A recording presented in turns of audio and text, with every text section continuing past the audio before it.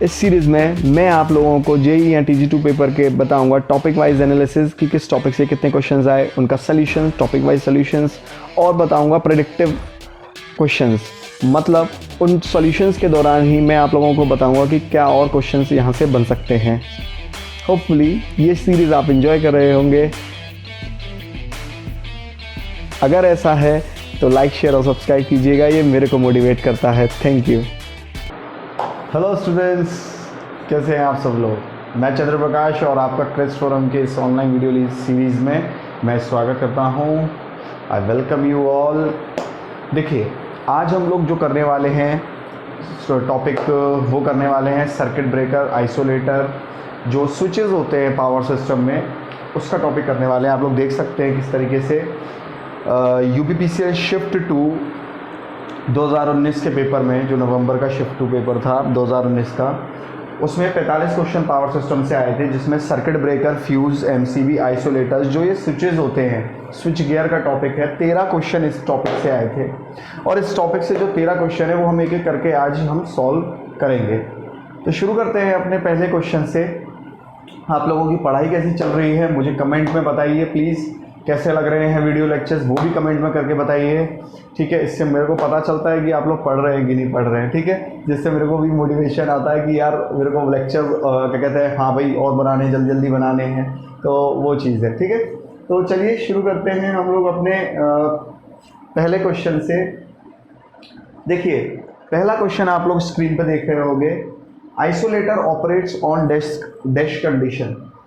Isolator किन condition पे operate करता है? पहला ऑप्शन पहला देख रहे होंगे, कभी लोड पर, कभी नो लोड पर, समटाइम्स ऑन लोड और no load. No load option है बी, सी ऑप्शन है ऑन लोड, सॉरी बॉम्बे ऑप्शन है ऑन लोड और सी ऑप्शन है नो लोड और डी ऑप्शन है फुल लोड। अब देखिए, इस चीज़ को समझिए कि अगर हम लोग बात करें आइसोलेटर की और सर्किट ब्रेकर की। देखिए, सर्किट ब्रेकर और आइसोलेटर ये दोनों वो स्विचेस हैं। सर्किट ब्रेकर और आइसोलेटर ये दोनों वो स्विचेस हैं। अगर मान लीजिए कोई सर्किट है और ये लोड है, तो पहली चीज़ तो इन दोनों का काम एक ही है कि ये सर्किट को ब्रेक करते हैं, सर्किट को तोड़ देते हैं, ठीक है। दूसरा पॉइंट कि सर्किट को ब्रेक करते हैं तो बात ठीक है। अब सर्किट ब्रेकर एक ऐसा ऑटोमेटिक स्विच है जो कि on load plus of load दोनों पर काम करता है। इस बात को बहुत ज़्यादा इम्पॉर्टेंटली अपने जो भी आप नोट्स बना रहे हैं या सुन रहे हैं तो नोट डाउन रखिएगा। और आइसोलेटर केवल नो लोड पर काम करता है। नो लोड का मतलब होता है ऑफ लोड पर। सर्किट पहले से बंद होना चाहिए आइसोलेटर को चालू कराने के लिए। फिर दिमाग में आता है कि आइसोलेटर ही अगर चालू नहीं है, सॉरी बाकी सर्किट ऑफ है तो आइसोलेटर कैसे ऑपरेट करेगा? देखो, आइसोलेटर अलग से मैनुअली ऑपरेट कराया जाता है, मतलब उसका सर्किट अगर ऑफ है उससे कोई रिलेशन नहीं है। जबकि सर्किट ब्रेकर ऑन और ऑफ लोड दोनों पे काम करता है, मतलब सर्किट पहले से चल रहा होगा तब भी सर्किट ब्रेकर काम कर सकता है ऑन लोड, और सर्किट पहले से बंद होगा तब भी सर्किट काम कर सकता है ऑफ लोड। बट आइसोलेटर की अगर हम बात करें तो आइसोलेटर केवल और केवल ऑफ लोड पे काम करता है, मतलब सर्किट पहले से ही ऑफ होना चाहिए, उसमें कोई एनर्जी नहीं होनी चाहिए। ये बहुत इंपॉर्टेंट क्वेश्चन पूछते हैं कि आइसोलेटर कौन सा स्विच है, ठीक है।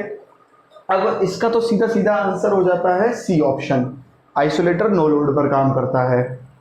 मैं यहाँ एक दो बातें और बता देना चाहता हूँ सर्किट ब्रेकर से जुड़ी, कि सर्किट ब्रेकर एक ऐसा स्विच है जो कि दो कॉन्टैक्ट से मिलकर बना होता है, एक फिक्स्ड कॉन्टैक्ट और एक मूविंग कॉन्टैक्ट। जाहिर सी बात है, इस तरीके से, मतलब ये फिक्स्ड कॉन्टैक्ट हो गया, ये मूविंग कॉन्टैक्ट हो गया। जाहिर सी बात है, मूविंग कॉन्टैक्ट मूव कर जाएगा तो सर्किट ब्रेकर के जो सर्किट का जो कनेक्शन है वो टूट जाएगा। तो इस तरीके से जब फिक्स्ड कॉन्टैक्ट तो वहीं रह जाता है और सर्किट ब्रेकर का मूविंग कॉन्टैक्ट हट जाता है या चला जाता है, तब क्या होता है कि इसके बीच में आर्क पैदा होती है, चिंगारी जिसे बोलते हैं। ये चिंगारी ख़त्म करने के लिए, ये चिंगारी ख़त्म करने के लिए कई तरीके के हम लोग मेथड यूज़ करते हैं, जिसमें सबसे बेस्ट होता है SF6 gas, sulphur hexafluoride gas. तो ये जो सल्फर हेक्साफ्लोराइड गैस है, ये इस चिंगारी को जो पैदा होती है उसको ख़त्म करता है। आइसोलेटर को हम इसीलिए ऑफ लोड पर चालू करते हैं, क्योंकि यहाँ ऐसा कोई भी मटेरियल यूज़ नहीं होता जो चिंगारी अगर पैदा हो गई तो उसको ख़त्म कर सके। इसका मतलब क्या है कि मैं क्या कहना चाह रहा हूँ, बात समझिएगा।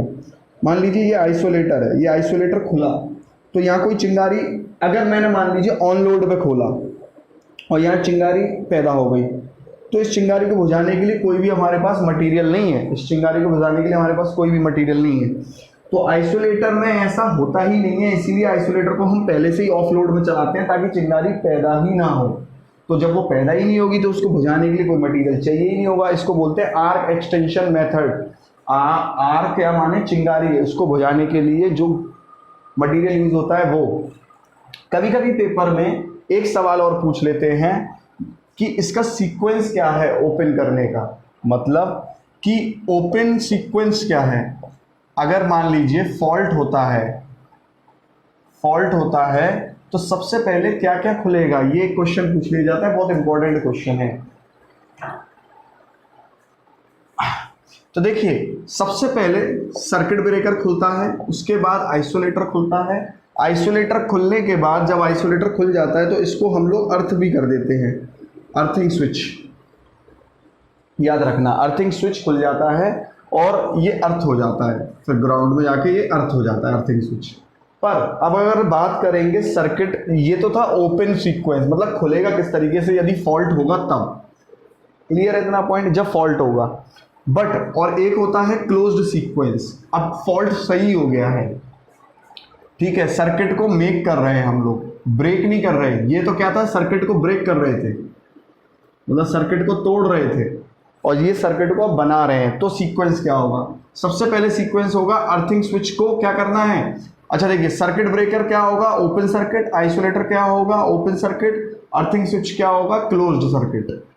क्लोज सर्किट क्या बोल रहा हूँ, अर्थिंग स्विच को क्लोज्ड इसलिए बोल रहा हूँ क्योंकि अर्थ जो पहले नहीं लगा था अब वो जाके अर्थ हो जाएगा, क्लोज्ड हो जाएगा। अब बात करते हैं इसकी, मैं थोड़ा काफी कुछ हो गया।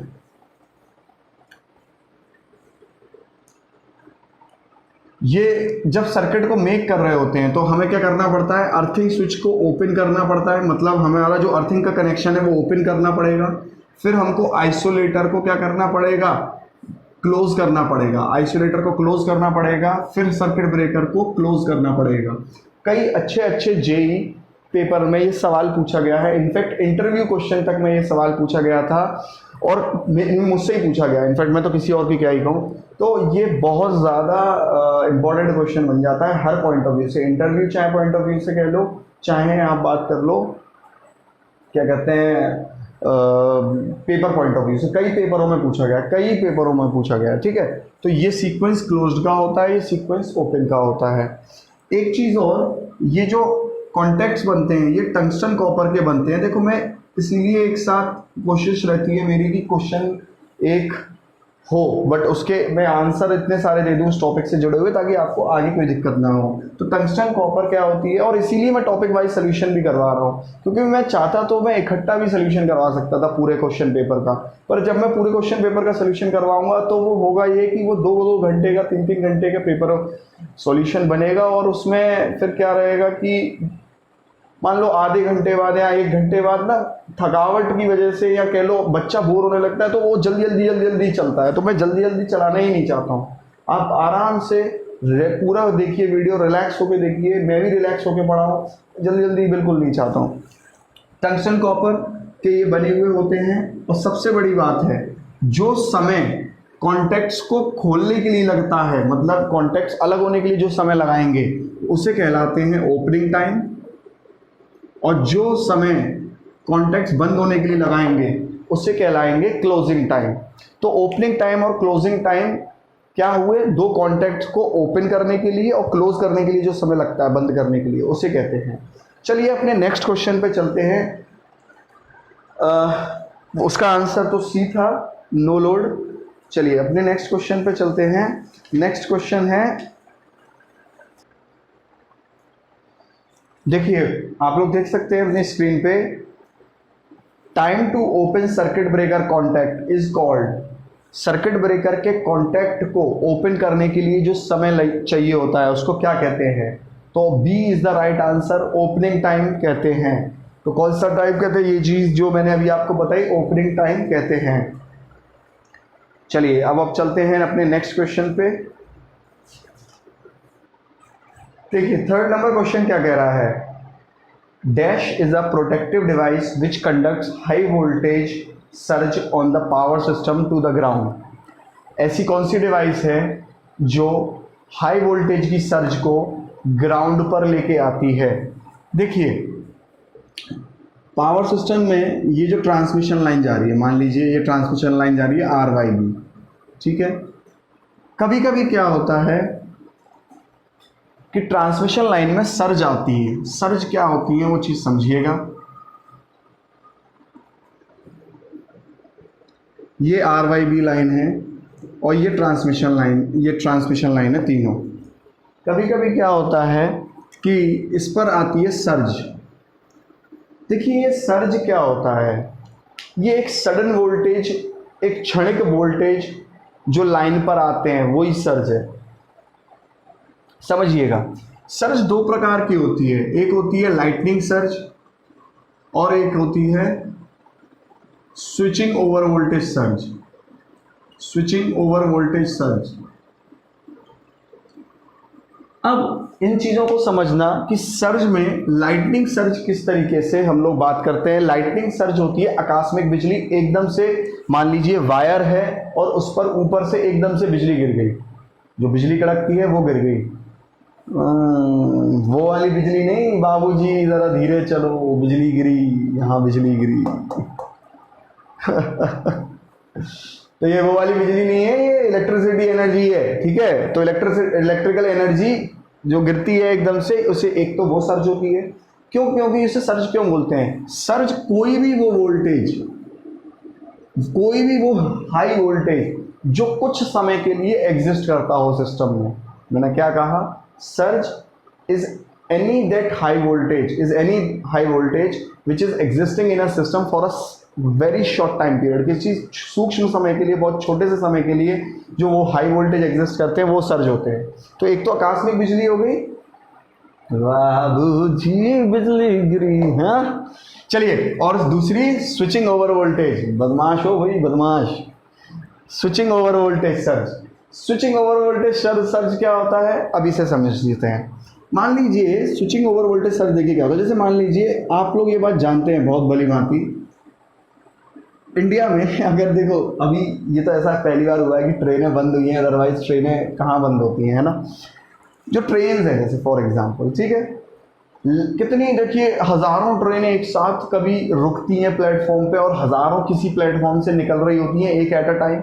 ये बात फैक्ट है। मतलब अगर मैं बात ना करूँ अभी की कंडीशन को छोड़ के, तो लॉकडाउन कोरोना की कंडीशन को छोड़ के, तो ट्रेनें कभी रुकी ही नहीं, ठीक है। मैं मतलब मुझे इतना टाइम हो गया, मैंने तो नहीं देखी रुकती हुई ट्रेन। तो क्या हुआ कि एक समय पे कितनी ही ट्रेन प्लेटफॉर्म पर रुकती हैं और कितनी ही ट्रेन प्लेटफॉर्म से जाती हैं एक समय पे। तो होता क्या है कि ये अब देखिए इस तरीके से वो जो लाइन होती है और ये यूँ करके इस तरीके से रहता है ट्रेन का। एक सर्ज का एग्जांपल बता रहा हूँ, स्विचिंग ओवर वोल्टेज के सर्ज का। एक समय पे कितनी ट्रेन जाके पता नहीं कनेक्शन लेती हैं और कितनी ट्रेन अब रुकती हैं। तो रुकेंगी तो जाहिर सी बात है कनेक्शन ब्रेक हो जाएगा यहाँ से, और जब जुड़ेंगी तो फिर से कनेक्शन बन जाएगा यहाँ से। अब आप खुद सोचो, ना जाने कितनी ट्रेनें एक साथ वोल्टेज छोड़ देती हैं सिस्टम में, एकदम से रुक जाती हैं और एकदम से बहुत सारा हाई वोल्टेज ले लेती हैं सिस्टम में। तो बहुत हाई वोल्टेज लेती भी है और बहुत हाई वोल्टेज छोड़ देती भी हैं सिस्टम के अंदर। ऐसी ट्रेनें मतलब बहुत हाई वोल्टेज सिस्टम में छोड़ती भी हैं और बहुत हाई वोल्टेज सिस्टम में से लेती भी हैं। अब जैसे मान लीजिए इसने ऑफ हो गई तो एकदम से बहुत ज़्यादा हाई वोल्टेज सिस्टम में रह जाएगा जो लिया जा रहा था, और अगर मान लीजिए एकदम से जुड़ेगी तो बहुत ज़्यादा हाई वोल्टेज लेने लग जाएगी एकदम से, जैसे ही वो कनेक्शन बनाएगी तो जो एकदम से बहुत हाई वोल्टेज लेगी। वही होता है स्विचिंग ओवर वोल्टेज। एकदम से लाइन के अंदर ऐसी कंडीशन पैदा होना जिससे कि एकदम से बहुत सारा वोल्टेज लिया जाए और यहाँ एकदम से बहुत ज़्यादा वोल्टेज छोड़ा जाए। आप घरों में देख लीजिए, मान लो आपने एकदम से मोटर चलाई, मतलब मोटर चलाई तो एकदम से बहुत ज़्यादा वोल्टेज लेती है कि नहीं लेती है, तो वो कुछ सूक्ष्म समय के लिए वोल्टेज एकदम से बहुत ज़्यादा लेती है और उस वोल्टेज लेने की वजह से ड्रॉप भी आ जाता है। तो वही होती है स्विचिंग ओवर वोल्टेज। तो ये कहानी प्रक्रिया चलती रहती है। तो कुल मिला के मेरी बात इतनी है कि जो लाइटनिंग सर्ज है, देखिए चाहे लाइटनिंग सर्ज हो चाहे स्विचिंग ओवर वोल्टेज सर्ज हो, इन दोनों ही सर्ज से बचाने के लिए लाइटनिंग एरेस्टर या फिर सर्ज एरेस्टर लाइन में यूज होता है। भाई इस चीज़ को एक बात और है, ये नॉन लीनियर रेजिस्टेंस मटेरियल से बनता है। ये नॉन लीनियर रेजिस्टेंस मटेरियल से बनता है। ZnO zinc oxide, zinc oxide से बनता है, जिसकी अपनी प्रॉपर्टी होती है कि अगर वोल्टेज हाई हो जाएगा तो इसका रेजिस्टेंस गिर जाएगा। किस तरीके से काम करता है, ये ट्रांसमिशन लाइन है और यहाँ पर ये पैरेलली लगा रहता है लाइटनिंग एरेस्टर ग्राउंड के साथ में, मतलब लाइन और ग्राउंड के बीच में पैरेलली। तो एक क्वेश्चन मेरे भाई, मेरे बंधु, मेरे मित्र, यहाँ पे से क्या हो गया, एक क्वेश्चन ये बन गया कि लाइटनिंग एरेस्टर पैरेलली कनेक्ट होते हैं लाइन के, पैरेलली कनेक्ट होते हैं लाइन के। तो लाइन के ये पैरेलली जब कनेक्ट होते हैं तो देखिए क्या बात बनती है, यहाँ जैसी मान लीजिए सर्ज आया तो वोल्टेज हाई हो गए, वैसे ही इन्होंने क्या कर दिया, अपना रेजिस्टेंस गिरा दिया, क्योंकि ये ऐसे मटेरियल के बने हैं कि वोल्टेज हाई हो जाए तो रेजिस्टेंस गिर जाता है, सारा का सारा वोल्टेज ज़मीन में ग्राउंड हो जाता है। और अदरवाइज जब तक सर्ज नहीं आ रहा है कोई इशू नहीं है, सर्ज नहीं आ रहा है कोई बात नहीं है, सर्ज नहीं आ रहा है तो यहाँ पर क्या होता है, इसका रेजिस्टेंस हाई रहता है, क्योंकि वोल्टेज अभी नॉर्मल है, वोल्टेज अभी नॉर्मल है तो रेजिस्टेंस इसका हाई रहेगा। तो इस यहाँ पर कोई करंट जाएगा ही नहीं, सब सीधे जाएगा लाइन के अंदर। पर जैसी एकदम से वोल्टेज बहुत हाई होते हैं वो वोल्टेज रेटिंग वोल्टेज से हाई होते हैं। मतलब ऐसा नहीं आप सोचो कि सर 400 kV पर लगाएंगे तो 400 kV तो खुद में हाई है, तो हम यहाँ पर लाइटनिंग अरेस्टर भी तो ऐसे ही लगाएंगे जो 400 kV पे ऑपरेट ना करे। तो जैसी 400 kV से ऊपर बढ़ जाएगा वैसे इसका रेजिस्टेंस गिर जाएगा और सब की सब ग्राउंड में चला जाएगा। तो कुल मिला के मेरे भाई देख लो कितने क्वेश्चन डिस्कस हो गए एक क्वेश्चन की बेसिस पे। तो कुल मिला के इसका आंसर बनेगा आपका डी, राइट ऑप्शन है कि लाइटनिंग अरेस्टर। ठीक है, lightning arrester is the right option, या फिर सर्ज अरेस्टर होता तो आंसर आते। अगला क्वेश्चन करते हैं, अगले क्वेश्चन को चलते हैं। अब देखिए नेक्स्ट क्वेश्चन पे चलते हैं। नेक्स्ट क्वेश्चन क्या कह रहा है, which of the following insulator is selected for HV application. कौन सा इंसुलेटर HV एप्लीकेशन के लिए सिलेक्ट किया जाता है। देखिए इंसुलेटर दो तरीके के होते हैं, pin type, suspension type. Pin type insulator अपनी आप में एक सिंगल यूनिट होती है जो कि 33 kV से कम या 33 kV तक पर यूज होता है। कहने का मतलब 33 kV तक को हम लोग डिस्ट्रीब्यूशन या फिर लो वोल्टेज में ही रखते हैं। और suspension type insulator HV application के लिए यूज होता है 33 kV से ज़्यादा वोल्टेज पे। अब जब ये 33 kV से ज़्यादा वोल्टेज पे यूज़ होता है तो आप देख पा रहे होगे, तो ये तो दो ऑप्शन बन गए हाई वोल्टेज के लिए, सस्पेंशन और स्ट्रेन। क्या अंतर है फिर इसमें, देखिए अंतर समझिए क्या है। जब भी कभी क्वेश्चन पेपर में पूछे, जैसे कि यहाँ पे पूछा भी हुआ है, इसमें क्वेश्चन आप देख रहे होगे, इसे पूछा हुआ है कि हाई वोल्टेज के लिए कौन सा यूज़ करना है। जब भी हाई वोल्टेज के लिए पूछे, अब इसमें देखो ये चीज़ समझ लो, हाई वोल्टेज के लिए सस्पेंशन यूज होता है, स्ट्रेन भी यूज होता है, बट स्ट्रेन के साथ में एक बहुत इंपॉर्टेंट बात लग के आती है कि ये यूज होता है टर्न्स पे, मोड़ों पे, जहाँ पे जहाँ पर लाइन को मोड़ना हो हमको, डेड एंड्स पे जहाँ पर लाइन कहीं खत्म हो रही हो, ट्विस्ट और टर्न हो जहाँ पर लाइनों में, मतलब मुड़ाव हो, खिंचाव हो, टेंशन वाली जगह पर यूज होती है। ये टेंशन वाली जगह पर यूज होते हैं स्ट्रेन। मतलब हाई वोल्टेज के लिए तो ये भी यूज़ होते हैं, हाई वोल्टेज के लिए सस्पेंशन भी होते हैं, बट ये इन जगहों पर यूज़ होते हैं जहाँ पर ऐसी हालात सिचुएशन बन रही हो। बट सस्पेंशन ऐसा नहीं है, सस्पेंशन यूज़ होता है सिंपल लाइन को लेके जाने के लिए। तो इसका मतलब इसने यहाँ कुछ ऐसी बातें नहीं करी, तो आंसर पहली चीज़ तो हो गया सस्पेंशन आपका। DMRC के पेपर में 2016 का पेपर था, आई वाज सॉल्विंग इट, और मेरे को याद है वहाँ एक क्वेश्चन पूछा गया था, बेटा बहुत बड़ी गलती करता है बच्चा इसमें, मैं बता दे रहा हूँ तुमको, इस बात को बहुत ध्यान से सुनना, कि स्ट्रेन इंसुलेटर मोड़ पर यूज होता है, डेड एंड्स पर जहाँ पर लाइन खत्म हो जाती है वहाँ भी यूज होता है, ट्विस्ट और टर्न पर यूज होता है स्ट्रेन इंसुलेटर। यही सेम काम शेकल इंसुलेटर का है, ये भी मोड़ पर यूज होता है, ट्विस्ट और टर्न में यूज होता है। पर इन दोनों में अंतर क्या है पता है? इन दोनों में अंतर है कि ये LV के लिए यूज होता है, ये HV के लिए यूज होता है। कभी भी पेपर में ये सवाल आ जाए कि which insulator is used for dead ends या ट्विस्ट एंड टर्न्स या मोड़ खिंचाव या खिंचाव वाली तनाव वाली जगह पे यूज हो, तो आंख बंद करके स्ट्रेन या आंख बंद करके शेकल मत लगाया ना, देख लेना क्या पूछा है। HV में पूछा है, अगर हाई वोल्टेज के लिए पूछा है तो स्ट्रेन, लो वोल्टेज के लिए पूछा है या डिस्ट्रीब्यूशन के लिए पूछा है तो शेकल लगाना। ये चीज़ दिमाग में डाल लीजिए। क्लियर है इतना पॉइंट? तो ये बात अपने दिमाग में बुरी तरीके से घड़वा लो कि ये क्या किस तरीके से याद रखना है। तो अभी यहाँ पर ऑप्शन देखिए, हाई वोल्टेज के लिए मैं सस्पेंशन लगवाऊंगा। देखो डिस्क टाइप, पिन को तो डिस्क टाइप बोलते हैं, पिन को डिस्क टाइप बोलते हैं, तो पिन और डिस्क टाइप में तो कोई मतलब है ही नहीं है, तो दोनों कैंसिल हो गए। और स्ट्रेन के लिए मैंने आपको क्या बोला, ये डेड एंड्स वगैरह यूज होना चाहिए, तो ऑप्शन आपका क्या बैठा, ए ऑप्शन आपका आंसर बैठा। ठीक है, चलिए आगे चलते हैं क्वेश्चन में।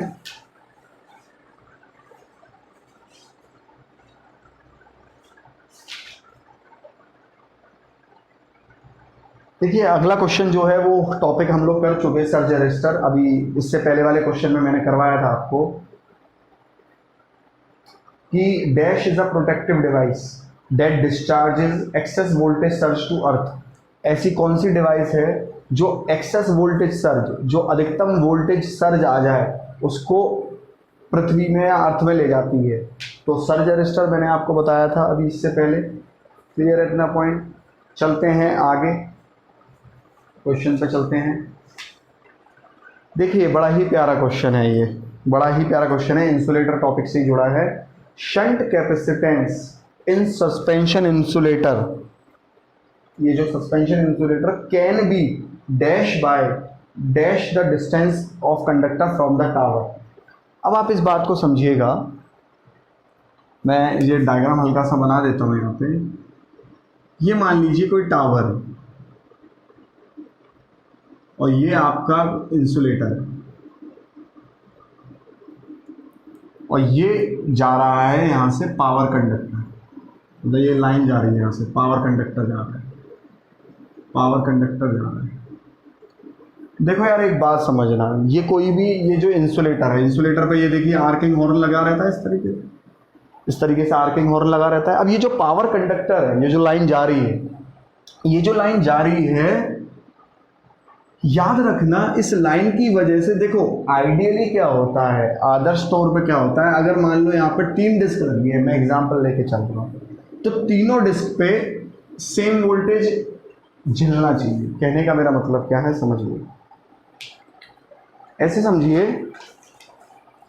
ऐसे समझिए, जैसे मान लीजिए घर में मान लीजिए 2 भाई हैं, और आप ऐसे समझिए कि मान लीजिए घर में 3 लोग कमाने वाले हैं, और 2 लोग बैठ के खाते हैं, एक कमाता है, तो उस एक बंदे पे बहुत जोर पड़ जाएगा, और अगर खर्चे और बढ़ते गए तो वो उस एक बंदे का तो हालत इतनी ख़राब हो जाएगी कि वो पंचर हो जाएगा मतलब वो टूट जाएगा कि भाई इतने खर्चे मत करो, मैं एक बंदे पे बहुत ज़्यादा लोड आ गया तो। बट अगर वही चीज़ तीनों सेम कमाएंगे, मतलब तीनों कमाएंगे, तो लोड कम हो जाएगा और घर अच्छे से चलता रहेगा। सेम ऐसे ही होता है, आप खुद सोचिए, ये 3 डिस्क है, ठीक है, मान लीजिए ये 33 kV का कंडक्टर है, मान लीजिए अगर 3 डिस्क हैं तो कितना अच्छा रहे कि ये भी 11 kV झेल ले, ये भी 11 kV झेल ले, ये भी 11 kV झेल ले। बट ऐसा होता नहीं है। जो लोएस्ट डिस्क होती है, जो सबसे नीचे वाली डिस्क होती है, जो पावर कंडक्टर के पास में होती है, वो डिस्क जो पावर कंडक्टर के पास में होती है, जहाँ से करंट जो करंट जा रहा होता है, जो तार के पास में जो डिस्क होती है, पावर कंडक्टर के पास में जो डिस्क होती है, ये जो डिस्क होती है, ये डिस्क पर सबसे ज़्यादा वोल्टेज शेयरिंग हो रही होती है। मतलब ये सबसे ज़्यादा वोल्टेज रोक रहा होता है या झेल रहा होता है, ये उससे कम और ये सबसे कम। मतलब जितना ज़्यादा कंडक्टर से दूर चले जाएंगे उतना ज़्यादा लोड को शेयर या वोल्टेज को शेयर करने वाली कैपेबिलिटीज़ कम हो जाएंगी। उससे होगा क्या कि ये पंचर होने के चांसेस बढ़ जाएंगे। मतलब जो बिल्कुल पावर कंडक्टर के पास में इंसुलेटर है, इसके पंचर होने के चांसेस बहुत ज़्यादा बढ़ जाएंगे। तो कहने का मेरा मतलब सीधा सीधा अभी इस पेपर में ये है, ऐसा होता क्यों है? ऐसा इसलिए होता है, देखो ये अपने आप में स्ट्रिंग एफिशिएंसी का टॉपिक है, स्ट्रिंग एफिशिएंसी का टॉपिक है। यहाँ पर लार्ज कैपेसिटेंस पैदा होने लगता है, मतलब संधारित्र बनने लगता है बहुत ज़्यादा। इसकी वजह से सबसे ज़्यादा वोल्टेज यहाँ शेयर होता है, फिर यहाँ इससे कम और फिर ऊपर सबसे कम। तो अब वो क्या कह रहा है क्वेश्चन में, देखिए, shunt capacitance in suspension insulator. Shunt capacitance जो बनता है यहाँ पर सस्पेंशन इंसुलेटर में, can be decreased by increasing the distance of conductor from tower. देखो वो यही कह रहा है कि ये जो शंट कैपेसिटेंस बनना है, यहाँ ज़्यादा बनता है, इसीलिए यहाँ ज़्यादा चार्ज स्टोर होता है, वोल्टेज शेयर इधर ज़्यादा होता है। तो ये कम होता जाता है, डिक्रीज होता जाता है जैसे जैसे कंडक्टर की टावर से दूरी बढ़ती जाती है। कंडक्टर की दूरी बढ़ती जाती है, वोल्टेज क्या होता जाता है? कम होता जाता है। वोल्टेज कम माने कैपेसिटेंस बनना भी कम होता जाता है। तो आपका आंसर हुआ Bombay is the right answer, decrease and increasing. ठीक है, तो जैसे जैसे देखिए ये है सबसे नीचे वाला, ये सबसे नीचे वाला है, यहाँ ज़्यादा कैपेसिटेंस है तो ये ज़्यादा चार्ज स्टोर करेगा, यहाँ कम कैपेसिटेंस है तो कम करेगा। तो नीचे से ऊपर जा रहे हैं तो कम कहीं ना कहीं हो रहा है ना, नीचे से ऊपर जा रहे हैं तो वोल्टेज कम स्टोर हो रहा है, और वोल्टेज कम स्टोर हो रहा है का मतलब यही है कि कैपेसिटेंस भी कम बनना है। तो जैसे जैसे कंडक्टर चालक से दूर जा रहे हैं, कैपेसिटेंस कम बनना हमारा चालू हो गया। चलिए अगले क्वेश्चन पे चलते हैं। पावर सिस्टम मेरा तो बहुत फेवरेट सब्जेक्ट है, आप लोगों को कैसा लगता है ये ज़रूर बताना, आप लोग कमेंट में ज़रूर बताइएगा, है ना। देखिए कमेंट यार है क्यों, फालतू चीज़ के लिए थोड़ी है। आप लोगों से मैं कैसे बात कर पाऊँगा, वो कमेंट के थ्रू तो कर पाऊँगा, ठीक है। अच्छा, मैं आप लोगों को टेलीग्राम लिंक जल्दी जल्दी डिस्क्रिप्शन बॉक्स में डाल दूँगा, ठीक है। मतलब मैंने टेलीग्राम लिंक में ना डिस्क्रिप्शन बॉक्स में अपडेट कर दूँगा, आप लोग वहाँ से टेलीग्राम लिंक को ज्वाइन कर लीजिएगा। और कई जगह से काफ़ी लोग, काफ़ी स्टूडेंट्स हैं टेलीग्राम पे मेरे साथ, तो आप लोग उसको ज्वाइन कर लीजिए, ठीक है। चलिए नेक्स्ट क्वेश्चन चलते हैं। नेक्स्ट क्वेश्चन तो बड़ा ही आसान सा है। नेक्स्ट क्वेश्चन है फ्यूज़ से रिलेटेड क्वेश्चन है। देखो कुछ फ्यूज़ से जुड़े हुए बेसिक क्वेश्चन भी डिस्कस कर दूंगा मैं यहाँ पे आपके साथ। ये सर्किट है और ये फ्यूज़ का साइन होता है, इस तरीके से सिंबल होता है, ठीक है।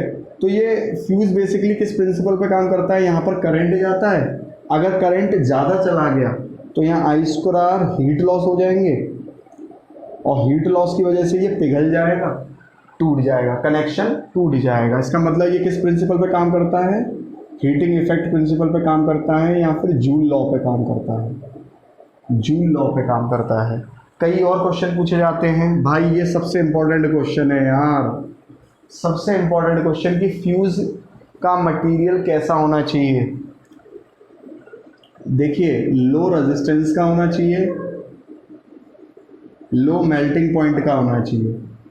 रेजिस्टेंस लो मतलब रेजिस्टिविटी भी लो,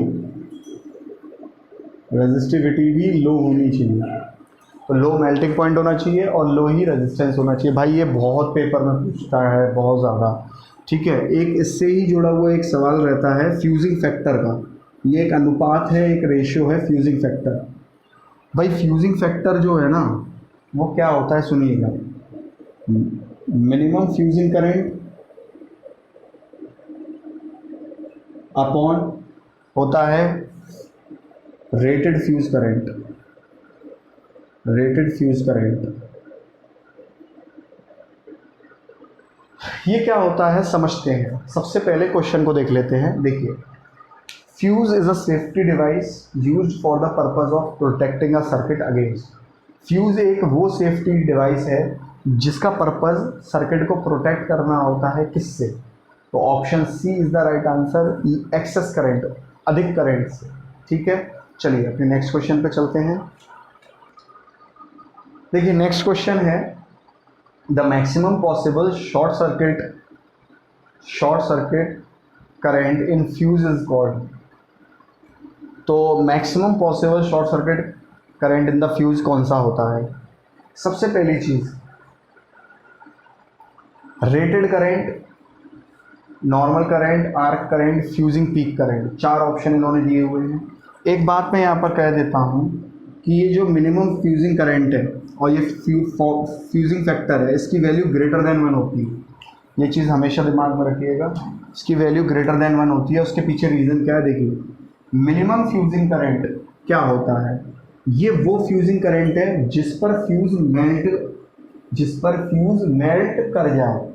मिनिमम करंट एट विच फ्यूज मेल्ट्स, मतलब फ्यूज क्या कर जाए? मेल्ट कर जाए।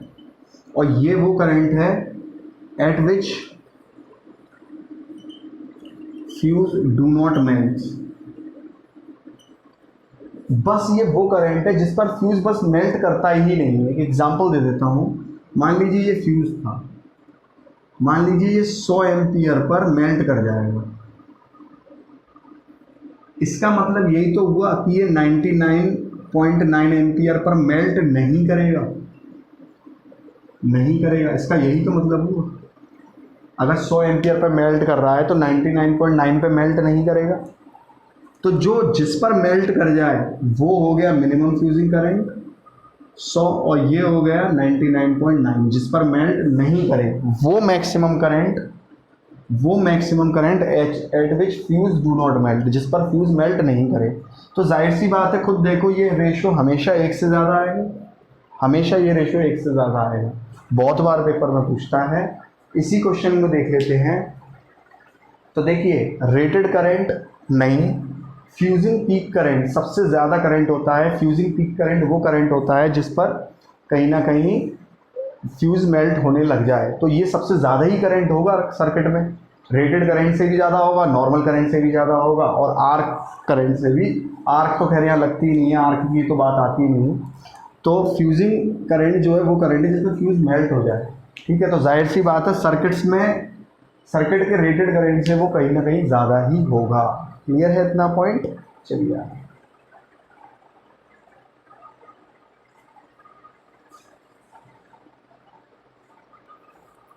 सीरीज रिएक्टर कुछ नहीं होते, इंडक्टर्स होते हैं।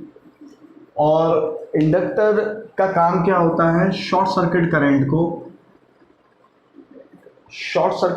को रोकना। या सबसे पहली चीज, इंडक्टर का काम बेसिक समझिए। इंडक्टर का काम होता है जो करंट का एकदम से बदलाव हो, मतलब एकदम से कम से ज़्यादा, ज़्यादा से कम हो जाए, उसको रोकना।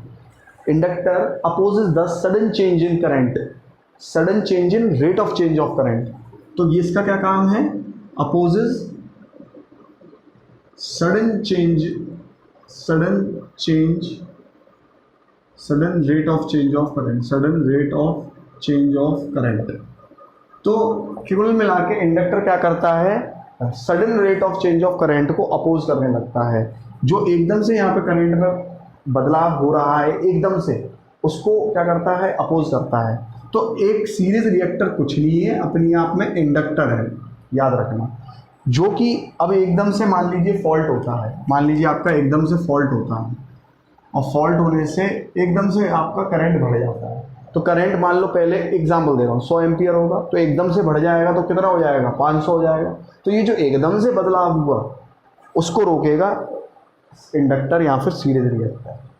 तो सीरीज रिएक्टर हमें वहाँ इस्तेमाल करना पड़ता है जहाँ पे हमको rate of change of sudden current को कम करना हो, शॉर्ट सर्किट करंट को कम करना हो। ये पेपर में सवाल आता है कि सीरीज रिएक्टर क्या करता है? शॉर्ट सर्किट करंट को रिड्यूस करता है, reduces the short circuit current.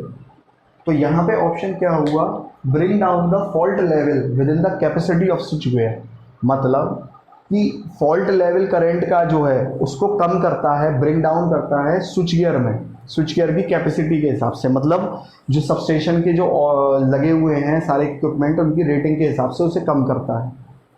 वैसे इसका एक डिसएडवांटेज होता है यूज़ करने पर कि ये सिस्टम की थोड़ी स्टेबिलिटी गिरा देता है, बट ठीक है, बहरहाल जब बहुत ज़रूरत होती है तो उसको यूज़ कर ही लेते हैं। चलिए नेक्स्ट क्वेश्चन पर चलते हैं, नेक्स्ट क्वेश्चन पे चलते हैं। देखिए अगला क्वेश्चन क्या कह रहा है, कह रहा है कि जनरेटिंग स्टेशन में की क्षमता अगर 10 MVA से 20 MVA बढ़ जाती है तो सर्किट ब्रेकर की रेटिंग, बड़ा आसान क्वेश्चन है, वो कह रहा है 10 MVA से 20 MVA हो जाती है किसी जनरेटिंग स्टेशन की क्या रेटिंग, तो सर्किट ब्रेकर की रेटिंग में क्या फ़र्क पड़ेगा। देखो यार, ये तो उसने केवल ऐसे ही आपको कंफ्यूज करने के लिए दिया हुआ है, वो 10 से 20 या 20 से 40 या 20 से 25 भी बोलता तो भी सर्किट ब्रेकर की रेटिंग इंक्रीज़ कर जाएगी, सर्किट ब्रेकर की रेटिंग इंक्रीज़ करेगी। बड़ा सिंपल सा हिसाब है, बड़ा सिंपल सा हिसाब है। देखो जैसे जैसे जनरेटिंग स्टेशन की बढ़ती जाएगी ना रेटिंग, तो करंट और वोल्टेज भी बढ़ता जाएगा, और जब करंट और वोल्टेज बढ़ता जाएगा तो सर्किट ब्रेकर के अंदर जो चिंगारी पैदा होंगी वो भी बढ़ती जाएंगी। तो उस चिंगारी को बुझाने के लिए सर्किट ब्रेकर की भी तो रेटिंग को इंक्रीज़ करना पड़ेगा, बढ़ाना पड़ेगा। बड़ा सिंपल है, कहानी बहुत सिंपल है। तो कुल मिला के कुछ भी दिया होता वो रेटिंग बढ़ाएगा तो सर्किट ब्रेकर की रेटिंग बढ़ेगी बढ़ेगी। Bombay is the right answer.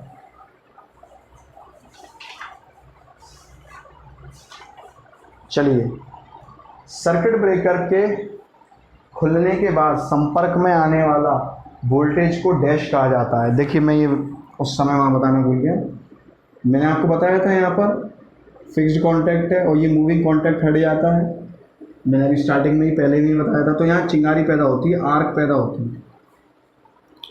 अब जब ये आर्क जो पैदा करती है, ये जो आर्क पैदा होती है, यहाँ पर जब ये खुलते हैं तो वोल्टेज भी पैदा होता है, इसको बोलते हैं रिकवरी वोल्टेज। सबसे पहली चीज़ ये जो वोल्टेज यहाँ पैदा होता है इसको क्या बोलते हैं, रिकवरी वोल्टेज।